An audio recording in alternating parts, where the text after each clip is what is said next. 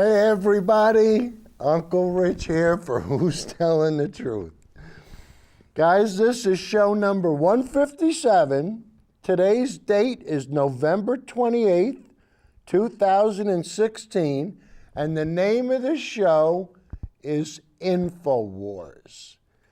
And guys, you know, that name might ring a bell, you know, but I want to introduce you to Info-Wars because, you know, one of the most important things that we say on this show, and this is what we always say to Uncle Joey, and we got a nice surprise for Uncle Joey, but one of the most important things we say on this show is be specific and cite your source. So guys, you can go back to show number 104. We did the whole show on the citing your source. And hopefully it'll rub off on most people. But you're gonna get some people like Uncle Joey, he just refuses to accept the truth. And why? I don't know, but we're gonna have a lot of fun tonight because we're gonna try to get, into the idea, what's the logic? What logic does Uncle Joe use when he cites a source like Info-Wars? I mean, really, when you're scraping the bottom of the barrel, and most of the times Uncle Joey won't admit his sources, and I don't blame him, because after we show you, you're gonna go, no wonder he doesn't know what he's talking about. But guys, years ago, it was always a big thought, you are what you eat, right? I mean, it makes sense. What you put into your body, what's good for you, what you eat in moderation, the nutrients, all the other stuff, it's all healthy, it's good for you. And we also know there's bad things that we can put in our bodies. We can eat bad things, too much salt, too much sugar, blah, blah. Everybody knows the routine. That's why we have big fat people and thin skinny people, and we're not here to discuss, weights and things of that nature. But the most important thing is what you're putting in your mind. And this is what brings me to the table. Because so many times the sources, the conservative sources, the alt-right sources, these people are nuts. And we're going to show you that tonight. You're going to go, yeah, Rich, they are nuts. Oh, and we put some new graphics up and stuff tonight. And Judy, I want you to, we forgot one thing. We'll do this next show.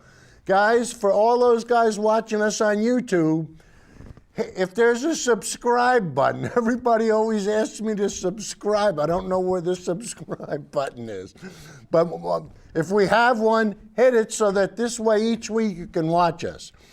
All right, but once again, for tonight's show, we're gonna show a new segment that we're gonna call the Lie of the Week. Judy, can you give us our graphics? The Lie of the Week. And guys, last week, we unveiled a lie that Uncle Donnie Trump told us, where he said he would never settle a lawsuit. Well, if you go to last week's show, we proved that he's a liar. So that was lie number 1. Well, this week, we're going to show you lie number 2. And each week, we're going to give you the lie of the week. But I'm not going to spew it out. We're going to give you a video from what's my source? The Wall Street Journal. All right, so Judy, clip number 01, please. You all right, Judy? President-elect Donald Trump has claimed that he won the popular vote if you deduct the millions of people who voted illegally. dismissing charges that his Who victory was voted illegitimate. illegally? Mr. Trump did not provide any corroboration for the allegation. No Voting is corroboration. restricted to US citizens, and no evidence has emerged so far of widespread No voting evidence? by illegal No immigrants. proof?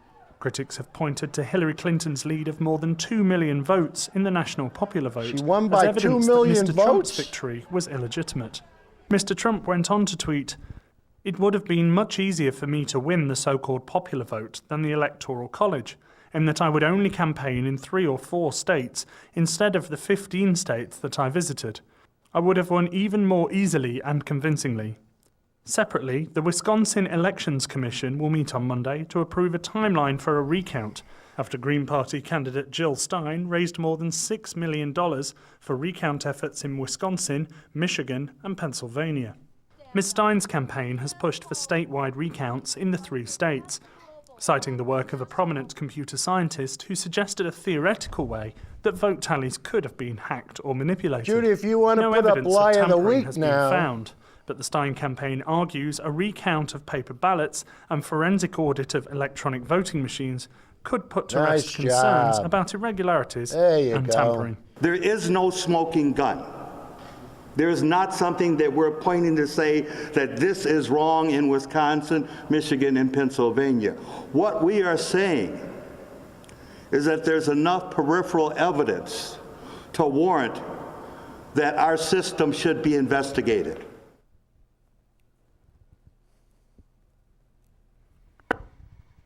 Guys, for Trump to say what he said, what bothers me is, before he hits the send button, shouldn't there be that little thing on your shoulder? You know, what does Trump just get away? Get out of here! Doesn't he have a conscience? I mean, and when he makes, and after he tweets it out, what do his handlers do? Do they sit there and they go, "Oh no, oh now we got to walk this back"? And I want to tell you, so that's why on tonight's show, you know, we want to make it a point that when you start to listen to this, you question. That's why we surround ourselves with the question marks. You question everything. And tonight we're going to show you some of the best ways to ask questions. You know, we're going to show you a clip from Bernie. We're going to have Lawrence Krauss do it. And I tell you, when you listen to Lawrence Krauss talk about global warming, he'll blow you away. And then we're going to show you, of course, Uncle Donnie, Donald Trump, doesn't believe in wind technology. And tonight we're going to disprove him on that. We're going to show you the first first wind offshore wind farm in the United States. It's online, it's up and running. And we're going to show you the power of truth when it comes to windmills. And we're going to have a lot of fun tonight, guys. But first, we're going to show you Info-Wars and Alex Jones. And I even left in as a kicker. You're not going to believe, after he spews out the hate and the fear, he tries to sell you vitamins. Guys, I'm not kidding. So you could be a healthy male. I guess it's a healthy white male. Guys, I'm not kidding. You'll see at the end of the video. So Judy, clip number 2, please.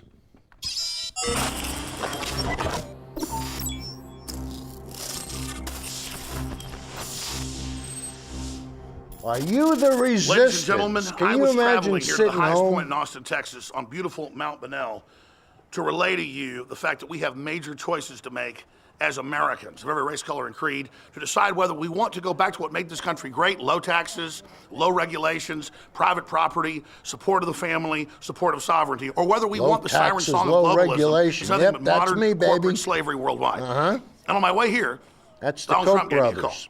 And I told him, "Mr. President-elect, you're too busy. We don't need to talk." But we still spent over 5 minutes. He said, "Listen, Alex, I just talked to the kings and queens of the world leaders, you name it."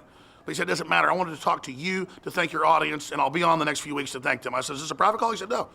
I want to thank your viewers, thank your listeners for standing up for this republic. We know what you did early on and throughout this campaign, stand up for what's right. It shows he's not the average elitist, these stuck-up nobodies who believe they control the world, who believe everybody's an idiot, who tell you over and over again that, oh, you can't win the primary, even if you do, we'll take it away from you, we're the new royalty. Or the people that tell you have absolutely no rights or freedoms. This is what they do. They've been wrong on every front. The pollsters were wrong because they were lying. It was in the demographics of the polls. They were sampling 12 to 15, 20 points more for Hillary. Of course they were stealing it. They stole 5 states on November 8th, but still lost. And this whole criminal multinational enterprise that has hijacked the nation, ladies and gentlemen, is now coming down. So what matters here is this. We finally have people in Washington that actually listen to the people and don't buy the propaganda of the big mainline corporations that are using weaponized media to mind control simple-minded people. These people are victims. They're not bad. Brainwashing? Once they get their taxes cut, once they see prosperity, they'll understand how they've been captured by multinational corporations and that they could be freer. Once we restore the fact that it's okay for men to be masculine in America, and defeat this big Ford Foundation program to decimate our families and make us absolutely atomized individuals, people will become humans again and will be free. This is the plan. And it's because a lot of patriots, being more masculine, you're going to become more free. We're part of the research program to carry this out. It was so horrifying, they finally said, no, we're not going to do this to these people. We're not going to turn them into cowardly jellyfishes. So this is America battling back to restore humanity and to break the chains. Again, to rub the nose of the scumbag mainstream media in the dirt. We've had more than 75 to 80 million views on separate channels on YouTube and Facebook in just the last 7 days, not to mention our 5 million terrestrial viewers and listeners a day on our own platforms. You are pathetic, Fox News. Fake right-wing news. You are pathetic, CNN. You are pathetic, MSNBC. You are demoralized. You are defeated. You are pathetic. You are overrun. Your hoaxes did not work on us. You are absolute enemies of this country. We're going to drain the swamp, and you know you're scum, and we're just here to let you know you're scum. And the fact that your back is now broken, and you absolutely cannot stand the former head of Defense Intelligence, who knew our government was funding Al-Qaeda and ISIS, General Flynn, who exposed the whole thing in a major Pentagon resistance to the globalists that hijacked the country. That whole program got blown up. You didn't get to turn the whole Middle East over to Al-Qaeda and the whole Wahhabist army. On and on, we're beating you on every front. Your plan to implode the country, your plan to conquer us, your plan to put us in the TPP. All of your plans are burning, and soon the indictments are gonna come. And when the minions roll over, you're all gonna go to prison, because there's not gonna be any détente. There's not gonna be any rolling over, because we know you're scum and we'll never give the Republic any quarter. You wanna bring it down and capture it and use it for yourself. So you'll hear Trump on the show, but that is what this is all about. When you go to a Trump rally, this was Info-Wars, this was you, the viewers. That was what was powering it, and liberty and freedom and common sense and Donald Trump's courage. So all the lies, all the disinformation, all the propaganda, all the mind control of groupthink of the public and peer pressure didn't work anymore because the Republic is rising. I'll be live this Sunday with the Sunday program, 4 to 6 p.m. Central, on stations across the country and, of course, at Infowars.com. We'll be doing live feeds all night long, and tomorrow. I'm going to push this by the end of the weekend over 100 million viewers here in the United States and worldwide, waking up, breaking the paradigm, and freeing themselves. But Donald Trump, again, wanted me to thank all of you, just as he's done on the broadcast before when he joined us. But again today, we just talked to him, took time out talking to world leaders. He's not calling other media. He's not meeting with other media. He's not talking to media. He wanted to directly talk to you and thank you, because you're the people. You're the Americans. You're the bitter clingers. You're the people. They couldn't break your will. They couldn't mind control you. You're the core that's going to restore the Republic and, quite frankly, the land of the free, home of the brave, to then promote freedom worldwide. Signing off for Infowars.com, I'm Alex Jones. If you're watching this transmission, you know it. You are the resistance.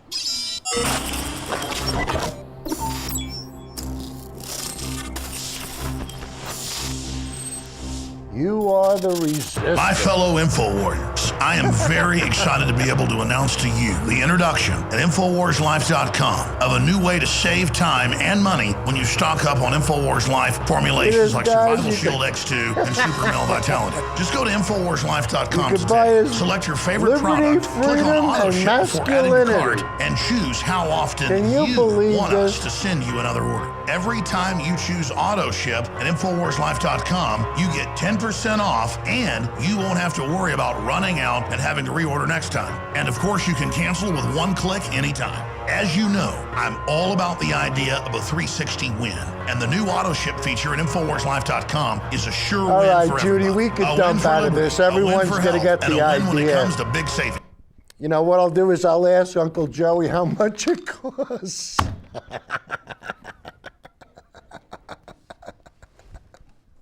I'm sure his medicine cabinet is full of all this stuff.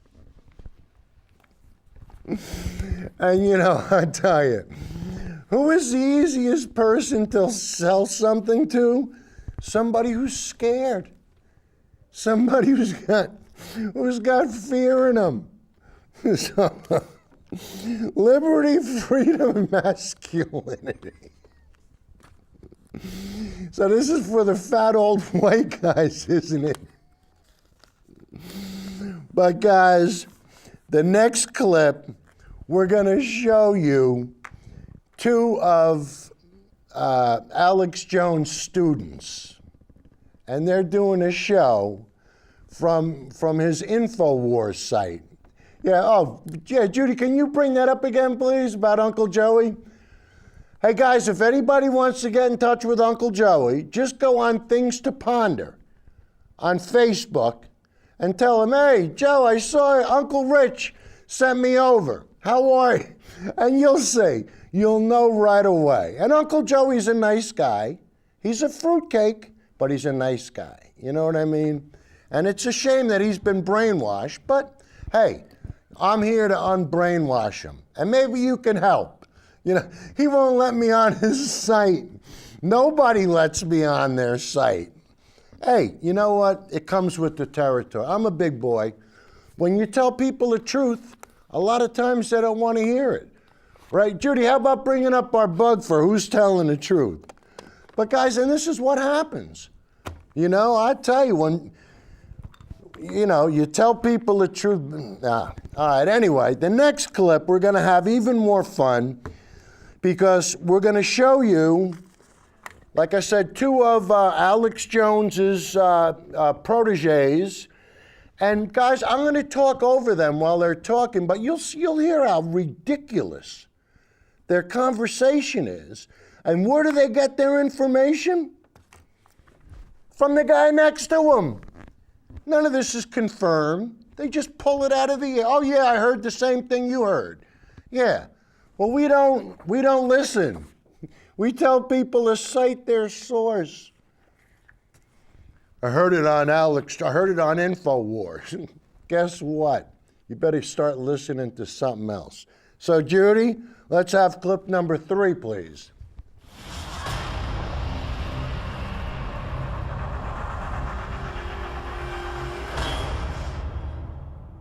They are freaking out about climate change. We had France and the UN telling Donald Trump that action on climate change was unstoppable. France and the UN on Tuesday stepped up their warnings to President-elect Donald Trump about the risks of quitting a 2015 global plan to combat climate change. They said a historic shift from fossil fuels is unstoppable, and at the same time, we got the largest discovery of oil in the United States that we've ever had before being put out there. And look, we have to understand, it is very easy for Donald Trump to get out of this climate change thing here, right? No, it's not. John Kerry and all these people. It was October 15th, 3 weeks before the election. I remember hearing all the stories on the weekend about their agreement that they had signed in Rwanda. And it was going to essentially outlaw air conditioning. And we had John Kerry saying back in July that air conditioning was a bigger threat to us than ISIS. All these stories. And as I said on the news, John Kerry has never installed an air conditioning or refrigerator unit, but he has installed ISIS. So, and he went to Antarctica, so that makes him an expert. That's right. There you go. But this is the insanity of these people trying to protect the world from unicorn farts. And they want to protect us from cows as well, because they also have emissions. Uncle Joey has a unicorn. They don't want air conditioning. But look, we have to understand that when you're talking about taking away air conditioning, and this thing that they came up with, October the 15th, where did they come up they had with 3 this? tiers. Where did the they U.S. is going to have this? its emissions of air conditioning coolants capped right away and then decreased. But then you're going to have places like China and India, you know, they're developing. And I love so the way they always throw throw this thing in about the that plane. they can grow See that, their guys? Emissions, install more air Plane used conditioners as much before they cap CO2. them. And then you've got people like Stop. Saudi What Arabia. did you want them to and they were walk going to over be given there? another few more years. And so that was this multi-tiered thing here. But if you read the fine print, What you and see you didn't, is which is that obvious. China and U.S. companies had come up with a new refrigerant that was going to replace what was being banned. So it's really all about the money. It's really all about crony capitalism. They've got No some way. new thing that they want to force Another you to Benghazi. buy. So the way to do it is to ban this stuff. Now, how do we get out of these agreements? We were told by the Washington Post on October 15th that this was a legally binding agreement because what they were doing was amending a treaty that had been legally made a treaty. You know, there's a process for that. The Constitution, you have 2/3 of the Senate say, yeah, we're going to ratify this treaty. So they had ratified a treaty under the Reagan administration when we used to pay a little bit of attention to the Constitution. We don't do that anymore. Oh, we and don't so they pay said, well, we attention to amended the it, and so now it's legally binding Constitution? because we amended part of that. And you have to understand, if you amend a treaty, it's no longer the same treaty that you ratified, is it? Well, so that's why you put that in by amended, you executive order. bonehead. And this climate change agreement, Owen, that they agreed to, it was Obama and Kerry that agreed to that climate change agreement. He didn't get the Stop agreement it, it was of the the Senate. whole And he world that explicitly agreed said to it. that he didn't There need was it. He over was gonna do it with 200 executive countries order. that participated. And at the time, his And you're critics trying to said, tell well, these you know, simple there's folk danger that it in was that Obama. because See? if you do this And by you wonder executive why these order, simple I put folk up don't know if a they're report coming or about that going. on the YouTube channel, Live by Executive Order, Die by Executive Order. They said, well, you know, stop it can it, easily will be you? undone by executive order if Trump were going to win, but of course he's not going to win. Hillary will do it. And so, this is this is very easy for him to undo this. but that's how it goes, right behind closed doors. Somebody's getting rich on this. Somebody's meant to get rich. Just like you've got your story here in somebody's the getting Newsweek rich. magazine The from the fossil 70s fuel talking about companies are we've already getting hit rich peak 'cause oil. they keep Basically, right burning now the there is oil no and oil selling it left. to If us. this magazine was correct, we wouldn't have any Idiots. oil. I don't know how it would have gotten to work today. We'd have run out in the mid-'80s. But these same people, this is the most ironic thing I've ever heard of in my life. The same people are regulating cow flatulence. This is actually happening. Regulating cow flatulence in order to save the planet, but they won't regulate nuclear bomb testing. They don't regulate What do they have, geoengineering. fart meters for I actually cows? had Where do somebody. these They guys wrote come the up with Canadian. this? I don't remember the name of the bureaucracy up there, but they're in charge of the atmosphere, climate data. They wrote these people. They said, "Hey, I see these lines in the sky. What are they?" They said, "Yeah, we're spraying lithium. We're spraying aluminum. Yeah, we're spraying this in the sky. Yep." So it's like, but we need to regulate cow farts, and we need to tax you for your carbon emissions, folks. It is total hypocrisy. you If you're how? going to do any of that, Who's please taxing address who for the what? thousands of Nobody. nuclear tests that go on this planet. Please address the geoengineering that is spraying chemicals in the sky. Don't come to me and tell me about climate change until man, you don't quit flying tell me on your you guys jets. believe You in regulate this nuclear bomb testing and you chemtrail regulate stuff. geoengineering. Until that day comes, I'm not listening to any of this climate change You're nonsense. not listening to Yeah, you know, the anything people who like to anyway. scoff at the You're not idea smart of enough to chemtrails understand it. or persistent contrails that are laid out in a grid pattern. Magically. You go back and look at the contest that we had shortly after I joined Info-Wars here. There was a movie contest, and there was a documentary that somebody put in, and it's Skyder Alert, and they had an app that went with it, and they laid it out, the correlation between people citing that and the increases in temperature.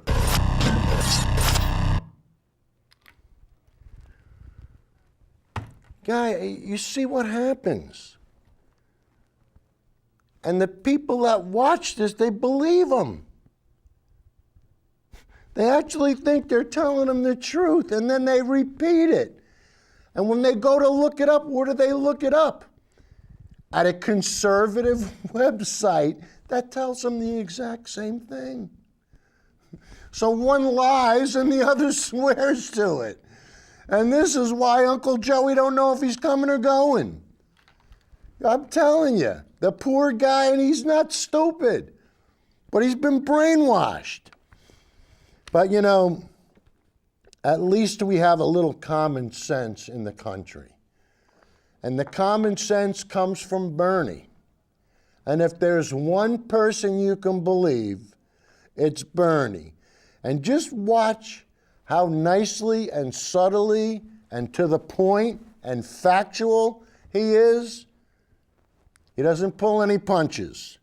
So let's prove it. Judy, clip number 4, please. Work with them. We do not believe, I do not believe, that climate change is a hoax. I believe the scientific evidence is overwhelming that it is one of the great threats to humanity, and we've got to transform our energy system. Well, Mr. Trump said that mankind may be causing climate change this week and is open to abiding by the Paris Accord. So is that a new and improved Donald Trump to you? Well, that is something, but we have got to go further than that. The scientific community is saying that if we do not transform our energy system yesterday, we're going to be looking at more drought, more floods, more extreme weather disturbances.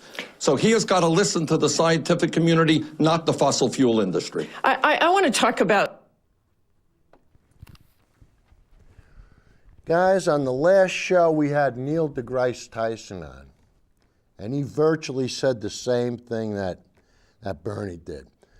We have to transform our energy system yesterday. And the next clip we're going to play, Lawrence Krauss. Now, this was done in 2013. So, I mean, we're even past. But Lawrence says, global warming is like walking off a cliff. He said we already walked off the edge. It's just a matter of how hard we're going to fall. And guys, this is it. You know, we got to stop it from being a catastrophe. It's going to be a dilemma. We got to stop it from being a catastrophe. So, Judy, Lawrence Krauss is one of, I tell you, out of all the guys I listen to, you know, Lawrence Krauss is probably one of my favorites. And if this is the first time you're ever hearing him, guys, I tell you, he does a lot of stuff. He's just brilliant. He's brilliant. He's a Richard Feynman prodigy. He worked with, he was a student of Noam Chomsky. The guy, he's just unbelievable. But you'll understand. He's the head of the Origins Project at Arizona. So anyway, once you listen to him, you'll be as proud of him as I am. So Judy, number 5, please. The title of this event is indeed up there, Climate Change, Surviving the Future. And surviving the future is very important. I have several hats, and one of them I'm proud of is I'm chair of the board of sponsors of the Bulletin of the Atomic Scientists, which was founded in 1946 by Robert Oppenheimer and Albert Einstein to warn the public about the dangers of nuclear war. And a few years ago, we added, when we thought about doomsday, we added, which is a subject we do once a year, it's a very pleasant event I go to. We added the idea of climate change. And some people, we got a lot of flack about that because people said, well, it's not an urgent problem, it's the future, it's not. But in fact, none of that is true. Perhaps there's no more urgent and clear problem. It's not a problem we're foreseeing for the future. It's a problem of the present time, as you'll see tonight in a variety of ways. And it's a problem we have to deal with urgently. Now, you wouldn't know that from the presidential election we just went through. Don't forget, this is election of 2012. Instead, and in fact, since then, what we've heard is a lot of discussions about fiscal cliffs, which we've created and then avoided. But in fact, there's a climate cliff, and it's a climate cliff we've already walked off. And the question is how soft our fall will be. And that's what we're going to talk about, because it's not a matter, climate change is not a matter of the future. It's a matter of the present. It's happening now. And the question is, what can we do as a nation and as a civilization to try and address the urgent problems that it presents? You wouldn't get that from the media. That you get the illusion that climate change involves models, uncertain models of complicated systems and uncertain predictions about the future. But in fact, it's based on data today, as I'll introduce and our panelists will add to. The urgency of the problem is perhaps matched only by the difficulty of the solution. Two things, for example, today that came up that really hit me. And one is that if we stop producing carbon dioxide in the atmosphere today, the temperature rise that occurs because of it will last for the next 1,000 years. If we don't do anything to get rid of carbon dioxide, the carbon dioxide we've already created in the past. So even turning off all of human industrial activity today would produce a temperature change that will last 1,000 years. If we wanted to convert from fossil fuels to electricity, just generating enough electrical plants to try and take over the increased energy needs would require probably 100 years of construction. So it's not a problem that's going to be addressed simply, easily, or quickly. But I want to just present to try and overcome some of the myths in the media. I just wanted to present some of the data, because data doesn't lie. Politicians do. Data doesn't lie. Politicians do. I use that all the time. The notion that the climate is changing due to carbon dioxide has been around for a while. And in fact, Charles Keeling, who used to be at the Scripps Institute, we did a show on Keeling. Began to measure, looking at measurements of carbon dioxide, and these measurements have been carried on to the present time. Realized that the carbon dioxide level, and carbon dioxide is a greenhouse gas, has been increasing at a rate consistent with human industrial we're up activity, over 400 and it's been parts continuing per to million increase. last year. That is measured and clear. Now, the impacts of that are becoming more obvious every day. Stick. But for those who say, well, you know, the climate change is kind of natural and it's not related to carbon dioxide, we know carbon dioxide is already having other effects, not just global warming. For example, if you pump up the amount of carbon dioxide in the atmosphere, where does it more go? of it gets dissolved in the ocean in the form of carbonic acid and turns the oceans into more acidic levels. And in fact, you can see it here, but I think in the next slide you can see a little bit better. The oceans have been already, during the same period as the carbon dioxide has been seen to be raising, have already become more acidic. And as they continue to be more acidic, eventually coral and anything with shells, which in fact dissolves in that acid, calcium carbonates will dissolve in it, will go away. And at some point in the foreseeable future, the oceans will not support the kind of shell life that they now do. The oceans have already begun to enter Oceans 2.0, but so is the Earth. The Earth is, the response to the increased carbon dioxide in the atmosphere is already apparent. And it's apparent in a number of ways, and for a long time people have been worried about the ice loss of the Greenland ice sheets, because of course if all of the Greenland ice sheets melted, it would change the water levels on the Earth by meters. But it's already been measured again from 2002 to 2005. You can already see it. But as I'll talk about, it's been getting worse. It's increasing. The ice loss in Greenland is increasing, and recently it's become clear that also the ice sheets in Antarctica are also melting at an increasing rate. That's data, not predictions. And people worry about what may happen if you look at the ice sheets in Greenland, because of course a lot of this can be nonlinear. As the ice melts, water flows down. Water provides a lubricant underneath some of the ice sheets, and you might get catastrophic melting at certain points. That's, of course, a prediction. That's a possibility. But it's a possibility. The very fact that it's a possibility is something we should be worrying about, in my opinion. Sea levels are predicted to rise, but they're actually rising. It's not as if it's just a future problem. Sea levels have already been rising, and as I'll mention later, have already been, since the 1990s, have already risen half an inch. Now, the rising sea levels are already causing problems, but what worries me is something a little bit more. And the fact is we also have data on the history of the Earth and the climate variation that has taken place before people. And by looking at Antarctic ice cores, we can try and measure both the carbon dioxide in the atmosphere and the temperature, and use physics models, in a sense, to try and understand the temperature variations that have taken place. So this is 400,000 years ago all the way to the present. And you can see that there have been variations in the temperature by several degrees. The interesting thing to me is that the calculated temperatures, based on the same kind of models that are predicting the future, fit the data very well. But what's important is during this entire period, essentially, the carbon dioxide levels didn't approach what we have now.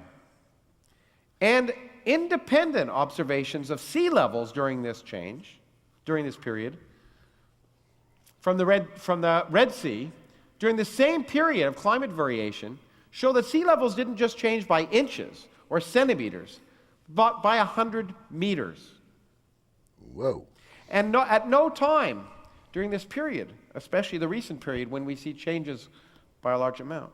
Has the carbon dioxide levels in the atmosphere been within a factor of 2 of what they are at the present time?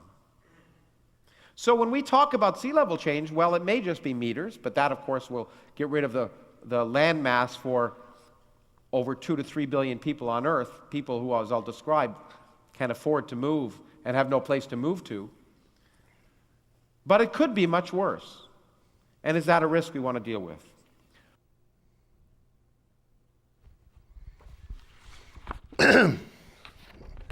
Judy? All right. Guys, it's physics. It's that simple. Or as I like to call it, science. And guys, if you want to go back to show 96, we did the whole thing in the name of science. And whenever I post on Facebook, I always spell science this way, so that this way the simple folk, some of them don't know I'm misspelling it. But guys, the next clip we're going to show you is not a joking matter. It's not funny. Trump thinks that wind doesn't work, and it takes, what did he say, for 36 years to get repaid for solar? It's unbelievable. The stuff that he comes out with proves that Trump doesn't know his ass from a hole in the wall.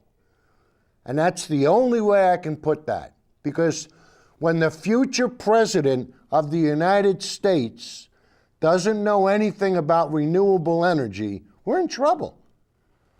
When the president of the United States doesn't understand science, we're really in trouble.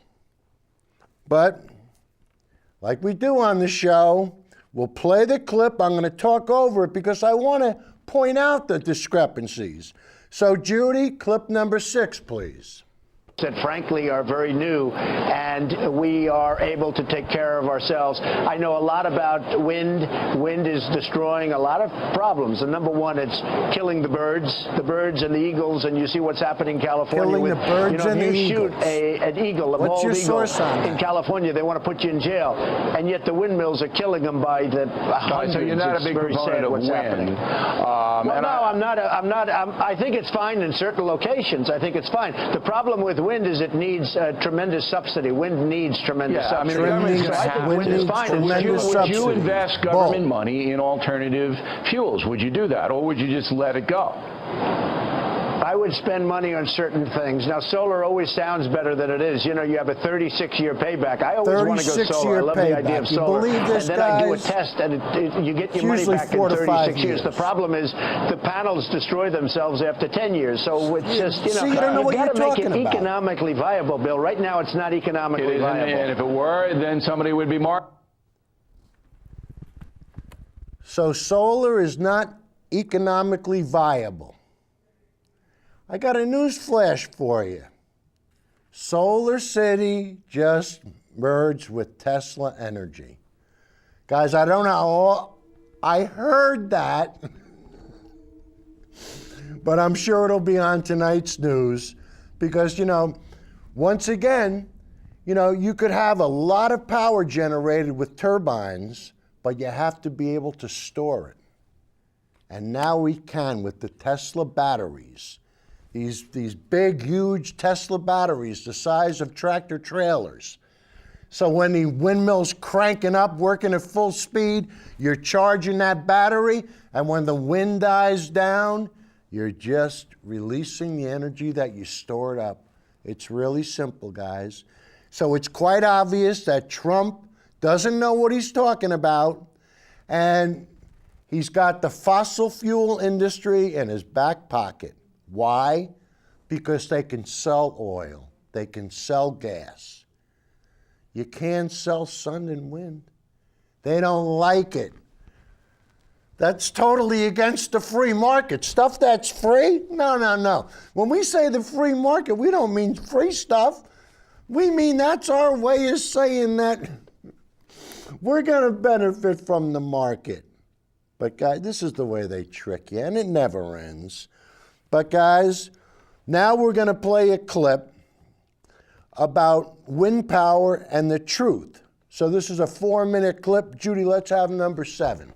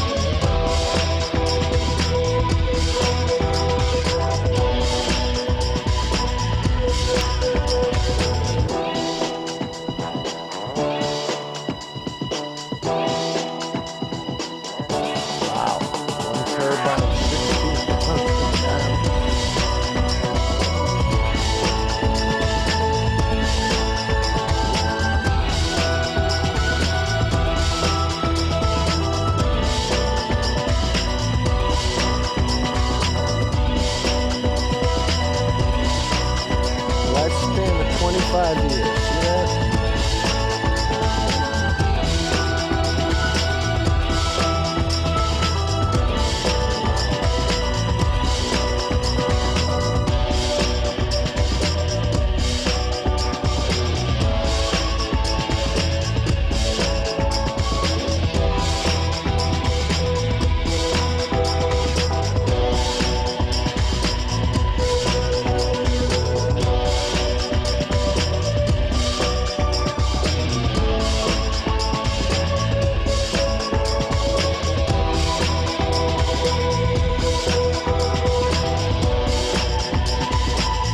See that, Donnie? Only 0.01%.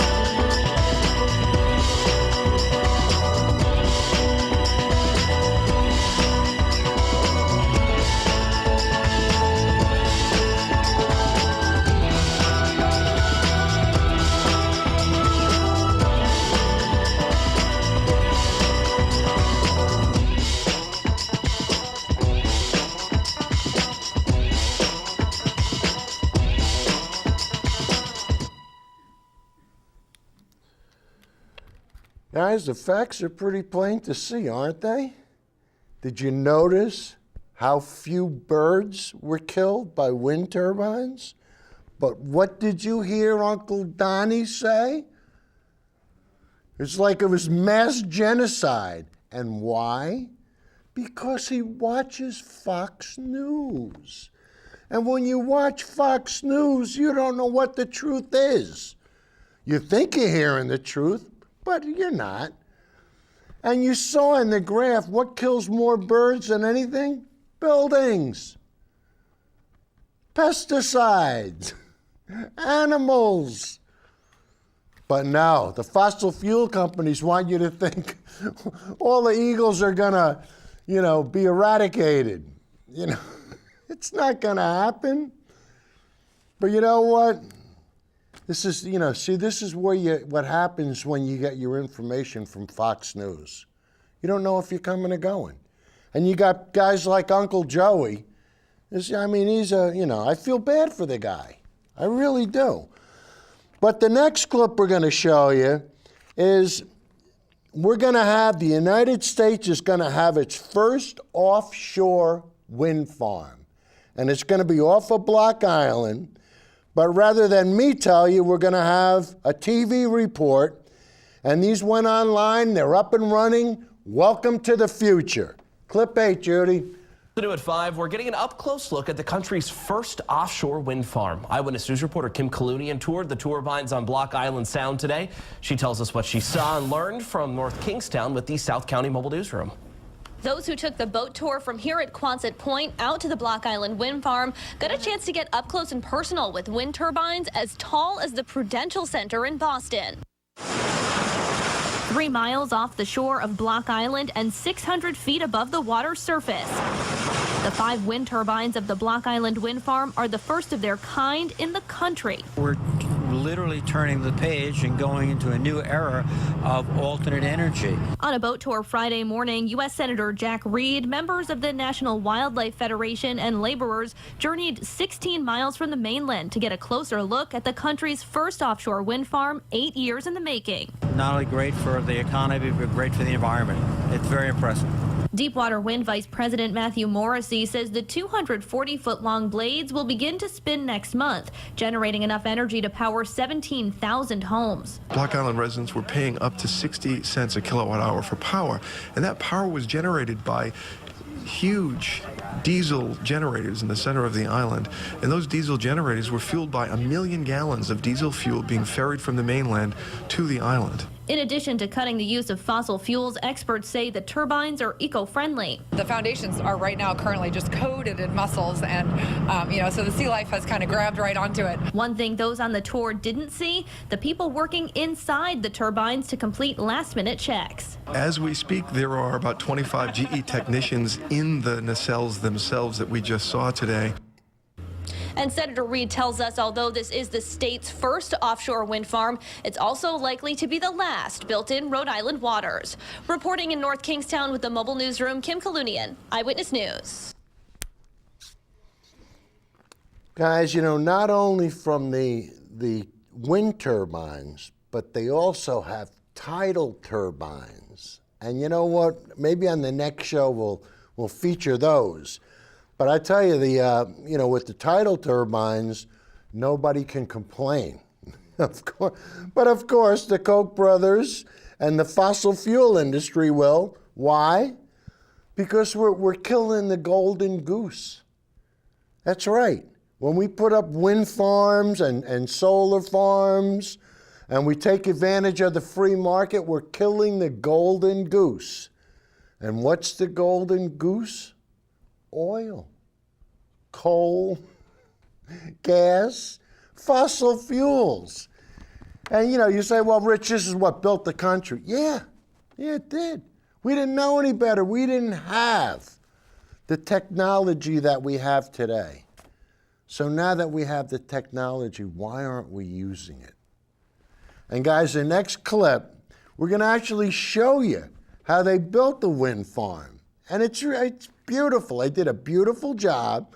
And you can see how they sunk the stuff. And I'm telling you, this is an industry that is, it's just unbelievable. And all the good and everything that wind farms do, and why are they being fought so much? Because of the politicians that are bought by the fossil fuel industry. It's that simple. That simple. But guys, let's have some fun, and let's see how the wind farm in Block Island was created. Judy, number 9, please. At 5, we're getting an up-close look at... Number 9, Judy.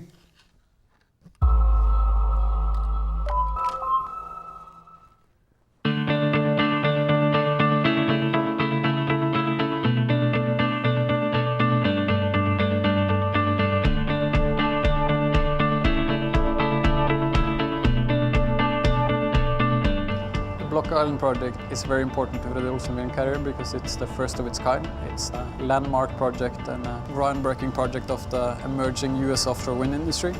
And that's obviously an industry we want to partake in and help bring forward. So it's been very important for us to be able to execute this project efficiently, successfully, and on time. The result of 2 years of meticulous planning is now visible 3 miles off the coast of Block Island. The Deepwater Wind Project is the first offshore wind farm in American history and will generate clean, renewable energy to more than 17,000 homes in Rhode Island. I think the reason both Fred. Olsen Wind Carrier and also Global Wind Service was selected for this project was a combination of our general experience with the offshore wind industry. By the time we signed this contract, we had a number of successful projects behind us. The Fred. Olsen companies have a long history in the maritime and offshore industry. With more than 165 years of experience, it quickly gained a reputation for quality and reliability when entering the offshore wind industry. The final leg of this landmark project began in Esbjerg, Denmark, where 5 transport grillages were loaded on board our installation vessel, Brave Tern. The jack-up vessel has a crane capacity of 800 tons and can carry a payload of up to 7,600 tons. It requires careful planning and a steady hand to place the load correctly on deck. Experience is important in any type of construction industry, but in offshore in particular, I think, because doing the job offshore, you're far from assistance and help if anything happens. Everything is more expensive because of the actual physical location, so you have to get things right the first time around. And that's why good planning and to be able to actually execute according to plan is very important in the offshore wind industry. From Denmark, Brave Tern made its way to Saint-Nazaire in France, where the 5 GE Halliard 150 6-megawatt nacelles were loaded. We had to load components which weight was around 450 tons. We had to do it very slow and careful, because during the loading operations, the vessel may not bend more than 1 degree over the side. We have very powerful and sophisticated propulsion system. We can maneuver this vessel very precisely when we are in port or on a project. From Saint-Nazaire, Brave Tern set course for Rhode Island in the United States. 15 days crossing the Atlantic, carrying the 5 nacelles on deck. 15 amazing days, because we were really lucky with the weather. After 3,000 nautical miles, Brave Tern arrives in beautiful Newport, Rhode Island. Before the installation at Block Island, experienced offshore technicians from the Fred. Olsen-related company Global Wind Service joined the crew of the Brave Tern for the offshore assembly of the giant wind turbines. We've been doing a lot of the scope work which we usually do, so we've been doing all the marine engineering, planning all the operations of the installation vessel. We've been doing lift engineering, planning the actual lifts and the installation of the turbines. So we've also done some rather special work, most notably pertaining to the transatlantic transit. In addition, we've been working alongside some feeder barges in the US, which we're not used to from the European market. So we had to carefully manage our interfaces with those, and that has also put some constraints in our planning. That's been some new elements to the planning and engineering this time around. Not only will the Block Island wind farm provide clean energy and reduce air pollution, it also marks the beginning of a new offshore industry in the US, and both Fred. Olsen Wind Carrier and Global Wind Service played an important role in realizing this pioneering project. We're very proud to be a part of the Block Island project. It's an important project for the entire US offshore wind industry, being the first of its kind. We're honored to be a part of that. And also, while it has been a lot of hard work, as always with these projects, it's a project that has been surrounded with a lot of enthusiasm and positive spirit. As of mid-August 2016, well ahead of schedule, the Block Island wind farm became a reality. A new chapter in American energy history began, and both Fred Olsen Wind Carrier and Global Wind Service plan to play a key part in the future of this great adventure. It's been a lot of fun as well, so it's been a good project.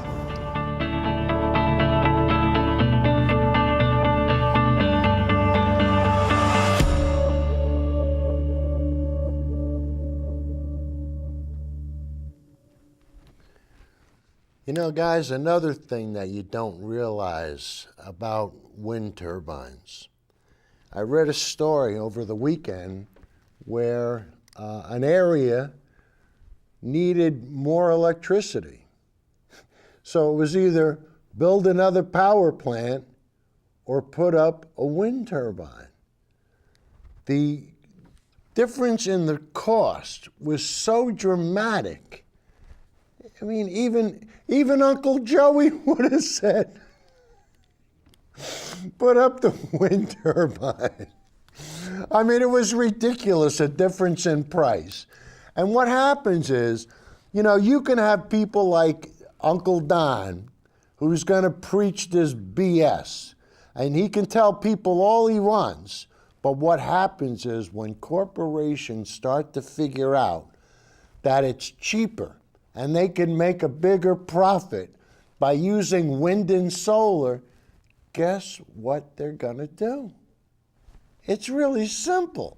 I mean, you don't have to be a Rhodes Scholar to figure out that if you put up something that saves you money, you're doing something that's financially reasonable, and you'd be foolish if you didn't. But did you notice those 5 turbines are gonna power 17,000 homes? That's 3,400 homes per turbine. I never knew they powered that many. I thought it was like 1,000 to 1,200. But I mean, you heard the numbers, you saw it. You know, they said it's gonna power 17,000 homes. So guys, I tell you, the future looks bright. 5 seconds? Anyway, what's that? 15 seconds. 15 seconds. All right, guys, it was a pleasure. Next week, we'll continue with the lie of the week. We hope we taught you something. And don't forget, if you have something you want to add to the show, go on Facebook. Now, I've been banned from Facebook for probably another week. But you can go on to Uncle Joey's site, or probably by the end of the week, I'll be on Facebook. So, guys, it's been a pleasure, and we'll see you next week. Toodles!